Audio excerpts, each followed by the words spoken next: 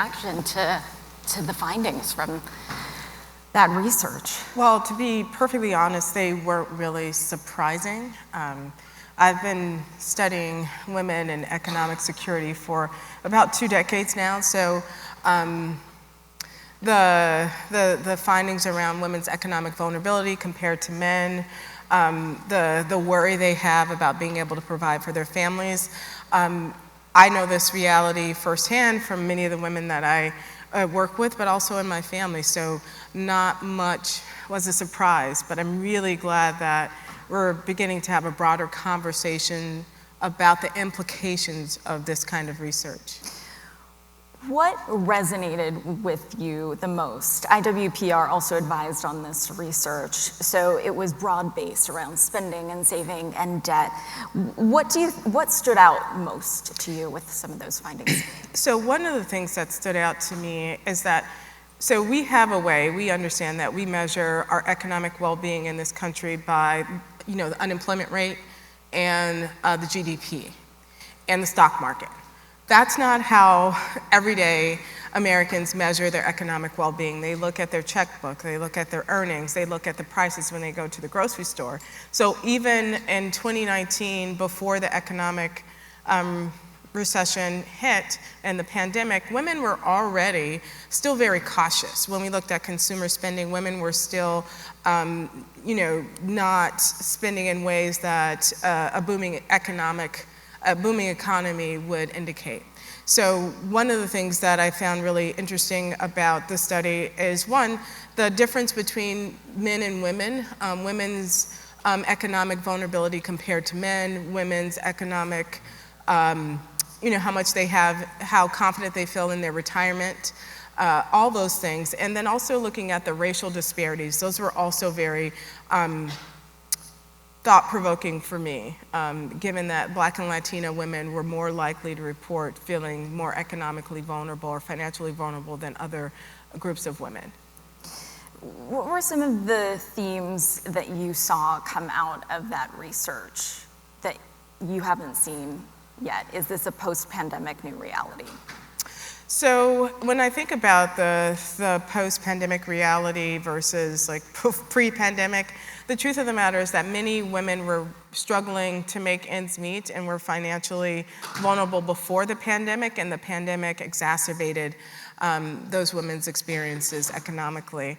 So, as we are coming out of the pandemic and, we have lower unemployment rates, what is true that many of the things, many of the systems, women's economic vulnerability, we haven't really begun to chip away at those things.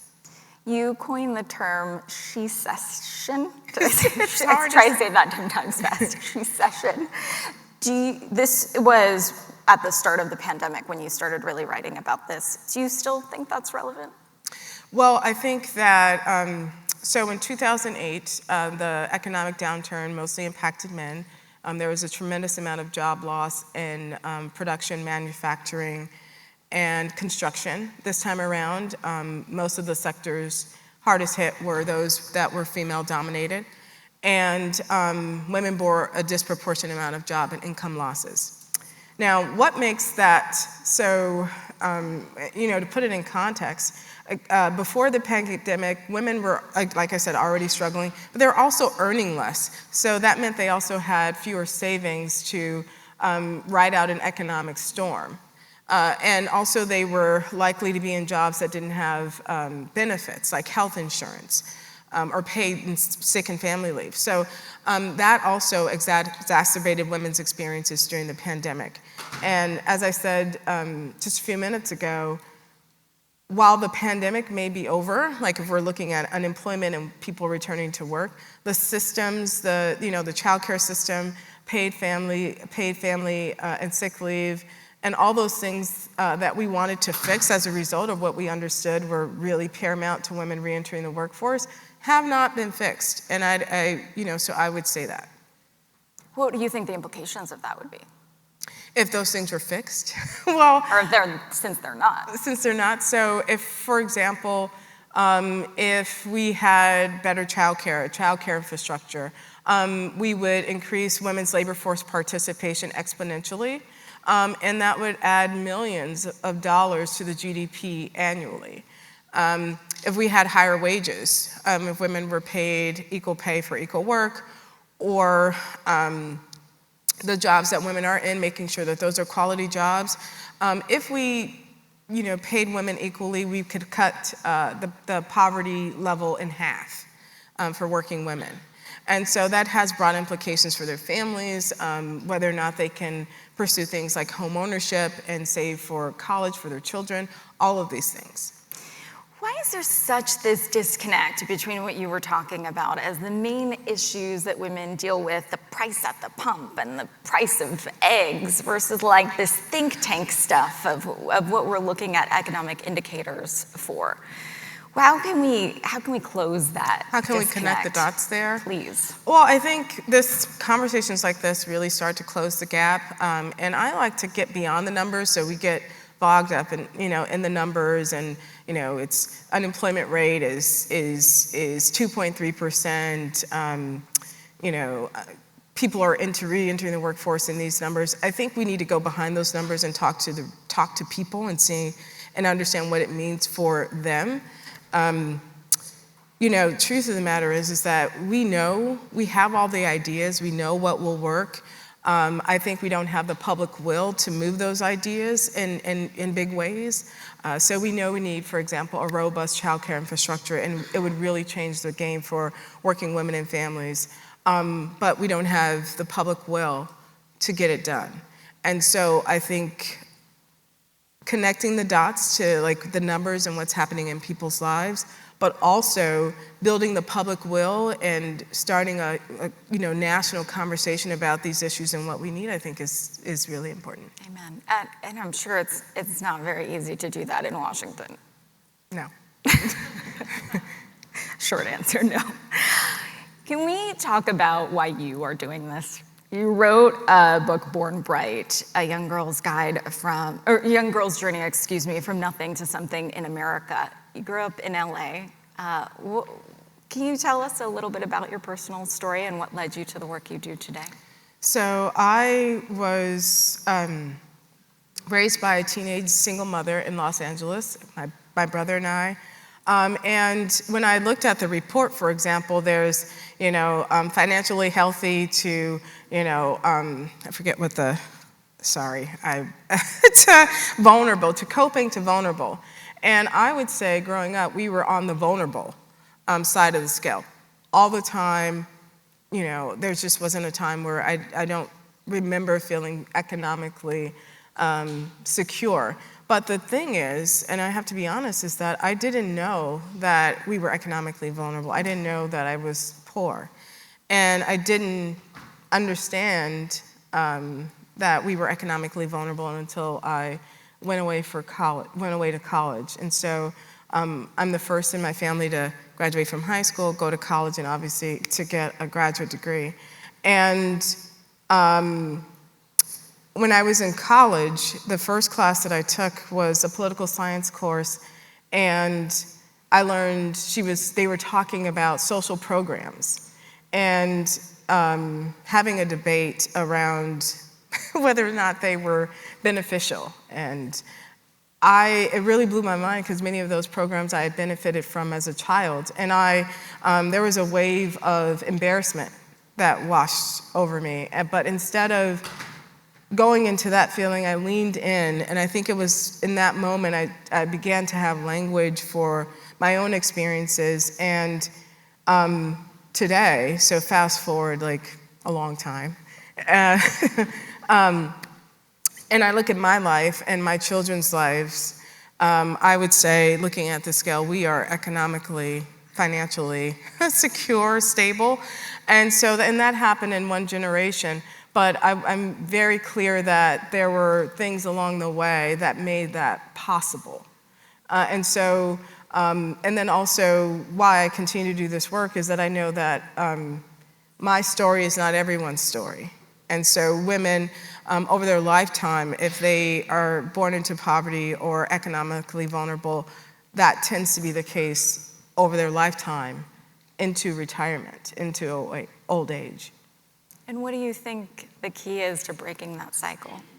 Well, I think putting the policies in place that we know make a difference for people and making those and removing the barriers as well for people and families, women and families.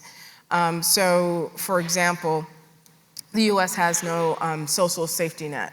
And so that social safety net was what allowed me and my family, my mother, to be able to make ends meet.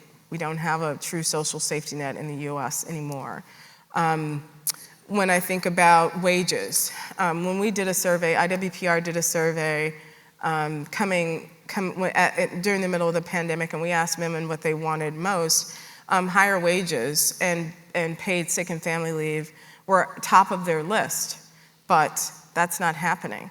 And so I think in the absence of federal policy or state level policy, businesses, like the ones that you all run or are a part of, are on the front line and can make those decisions to create policies and practices that make it easier and help to increase women's economic security.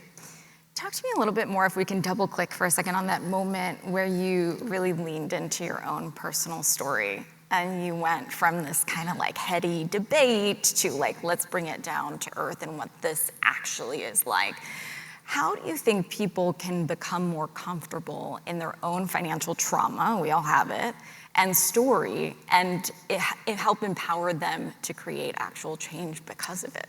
Well, you know, the truth of the matter is that, and you write about this all the time, so there's a lot of shame around money and not being able to make ends meet. And if you want to know about that shame, you can just talk to a single mom who's trying to make ends meet, and you know, she has a kid who wants to play soccer, but she can't afford the soccer fee. Like those very small things, or you know, kids are eating the same thing every day for a week. But being able to feel that and do it anyway, one, you know, ask for what you need, but also understand that, for me, it was the understanding that it wasn't an individual problem, it wasn't like an individual failing, these were larger failings, like system failures. And so that's one part of it. And I think during the pandemic, that became really clear for women. Like we were blaming ourselves for not being able to do it all, whether it was childcare, balance it all. And then during the pandemic, we started to say, wait a minute, there are other women also experiencing this, so it can't be just about my experience. It has to be something that's wrong with the way we're doing things. And for me, to be honest, it just became, I got a fire. So after that class, I really wanted to know more, but I also was very clear that I had this really great opportunity not only to use my voice, but also what was it gonna look like for me to be different, or like be different financially than my mother. And so that involved reading books, learning about the stock market, learning about savings, all the conversations that I now have with my children that wasn't the case for me. Learning about home ownership, learning about 401k plans, so all those things. But you know, I have to say that you know, in my writing I talk about a set of rules. So I grew up with a very clear set of rules, and I knew how to tap into particular systems for help and support.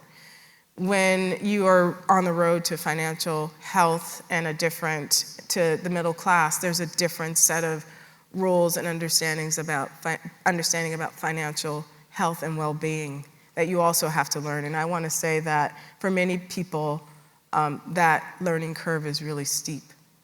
Yeah, I sure know what it's like to climb up there, because I grew up in an immigrant family, saw my house foreclosed on, bail my mother out of jail with cash underneath the sink behind the maxi pads, and like have this serious financial trauma that I always thought was my weakness. It ultimately became my biggest superpower because this is still so taboo. So do you think it's important for people to go first when it comes to these hard financial stories? Yeah, I think we just all need to start having these conversations, and I think they're small. I mean, so I also believe that the best bridge between two people is the story, and so you learn about what people are experiencing. Even in this moment, you and I have this connection and these stories, different experiences. We probably grew up on opposite sides of the country. But there's a through line here. And I think many women have that similar through lines. And I think that, one, we start to tell those stories, but I also think that it's important beyond our individual stories that we start to connect the dots and be really clear about what's making it so hard for your mother, my mother, and women financially. And even when just looking back at the research, if you see that across all indicators of financial well-being, women are low and last, that tells us that it's not because I don't know how to save, and so I need a class on how to balance a checkbook. That tells me that there's something bigger going on that needs to be fixed. If you could wave a magic wand and fix a couple of these things, what were the top 2 or 3 you would fix? Well, I firmly believe that universal child care would change the game for women in so many ways because it would lower the costs, obviously, that they pay for care. It would do much to advance their career mobility and allow them to advance in their careers that they're just not able to. Many women often off-ramp when they become pregnant or have to take care of a family member. Even if they're married, it's assumed that women will off-ramp because she earns less. And so sometimes it's a financial calculation, and as well as the cultural expectation that women will exit the workforce for caregiving. And every time someone tells me that a woman has off-ramped or left to take care of her family, I said, and it was a choice. I said, well, was it really a choice when our workplaces aren't really set up for working moms? So is it really a choice? Or it's a false choice, a constrained choice. Like women have to choose between careers that they love and taking care of a family or starting a family. And even they're 13, they'll be 13 next month, but 12 twins.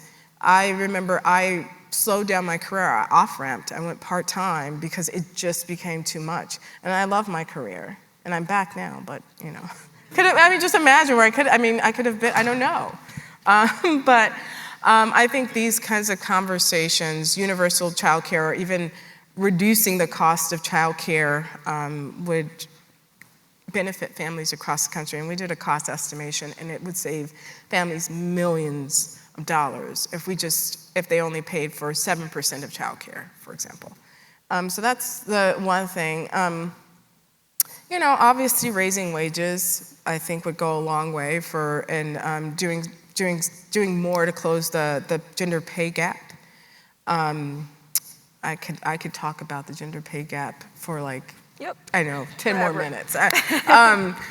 But I think that would, pay transparency, democratizing. I always say democratizing compensation within companies, making sure that it's fair, equal, transparent.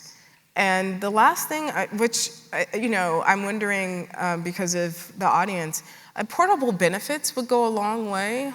We've been talking about this for a while. I think portable benefits, meaning that benefits are not tied to an employer, it's tied to an individual. I think that would go a long way. Yes. But even health insurance, making retirement plans, so I think those are some things, and they're also tied to the research that was just done by Emerge. A lot of folks here today are business leaders. You talked about democratizing pay as one of your magic wishes. What do you think the role of business should be in making a difference for women's financial health? So if I were being honest, so I work at the policy level, so the federal level and the state level. But if I were really being honest, when I think about the change, fast change, even when people were talking about women going back into the workforce, I said, well, you know, it would be great if we got the federal Build Back Better Families Plan. But the truth of the matter is that women are returning to employers today.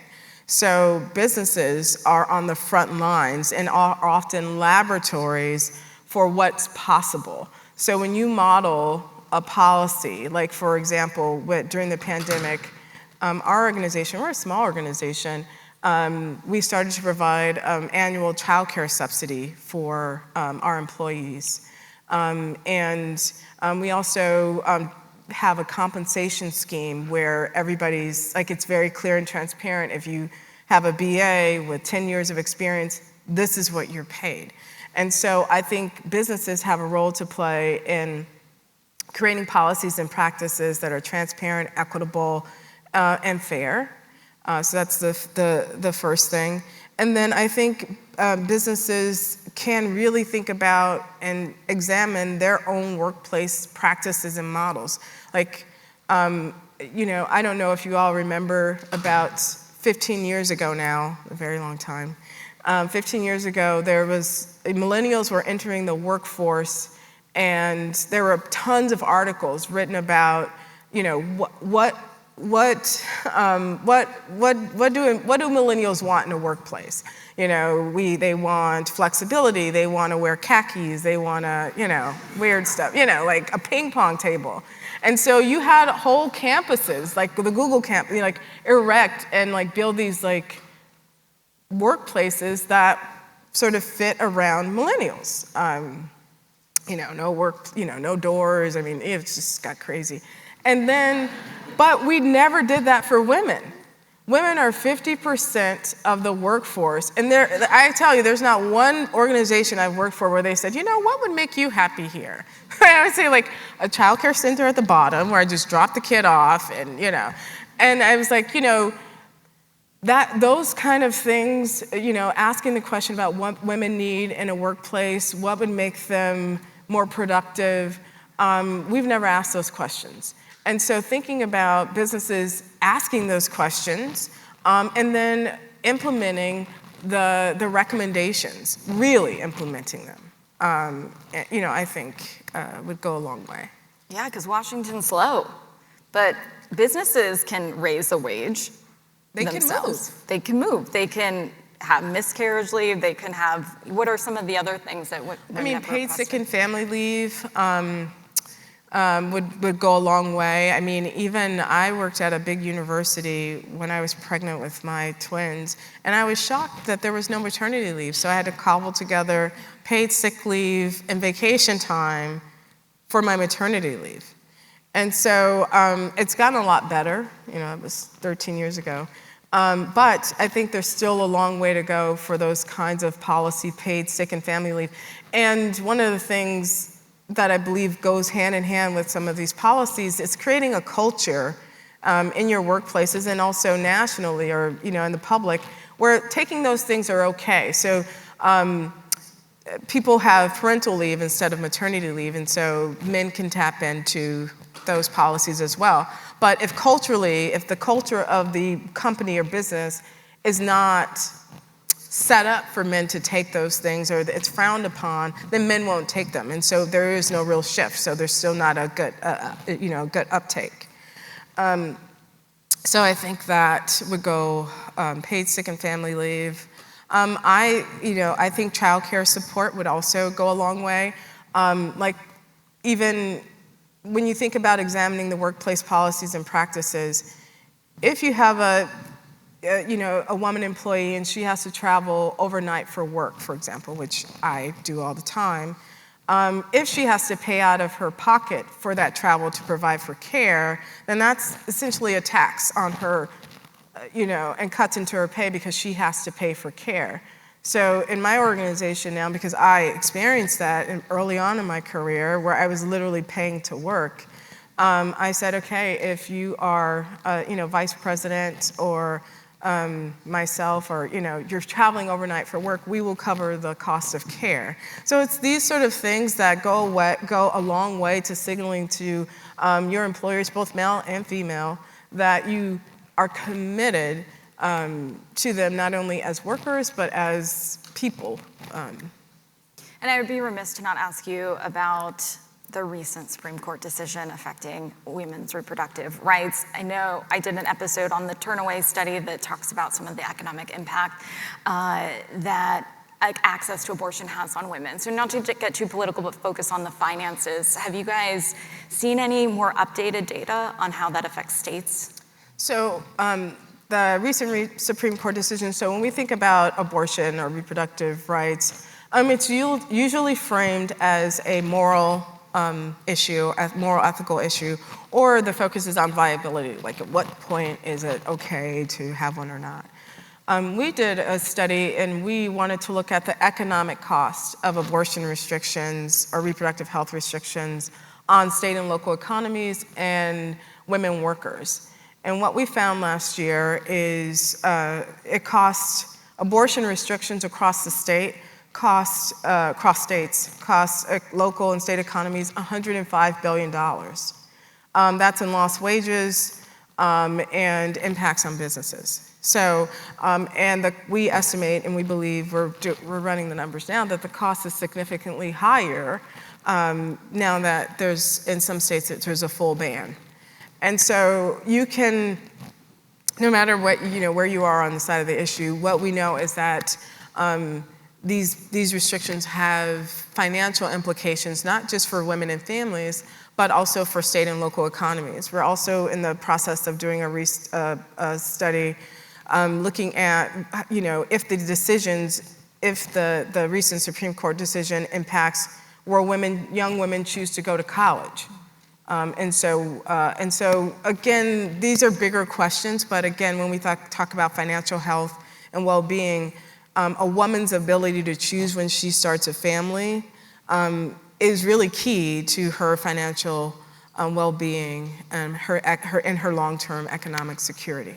And there's also data about debt or evictions or likelihood of bankruptcy and all of these other economic factors. A real rippling effect on women, especially if she's not able to terminate the pregnancy and is forced to carry it. There's women who cannot access the full range of reproductive health care services are more likely to live impoverished. They're more likely to delay their educational goals or dreams, and there's also adverse impacts for their children, impacts on their children as well. Okay, Dr. Mason, we have talked about a lot of problems, and there are a lot of problems for sure, but what gives you hope right now when you're looking at the landscape of finances and financial health for women? So what I'm hoping for, and I say this all the time, despite all of this bad news, I'm just really hoping that we can get to a different place. We can start at a different place in terms of thinking about solutions and strategies. In my own work, I say, we've been doing the same thing for 150 years in terms of poverty and trying to solve these big social problems. And it's really been incremental. So for example, the pay gap hasn't closed in the last 30 years, it's only closed about 20 cents. That's super glacial. And so I really think what I'm hopeful for is we're in this moment where we are sort of tired of not getting anywhere.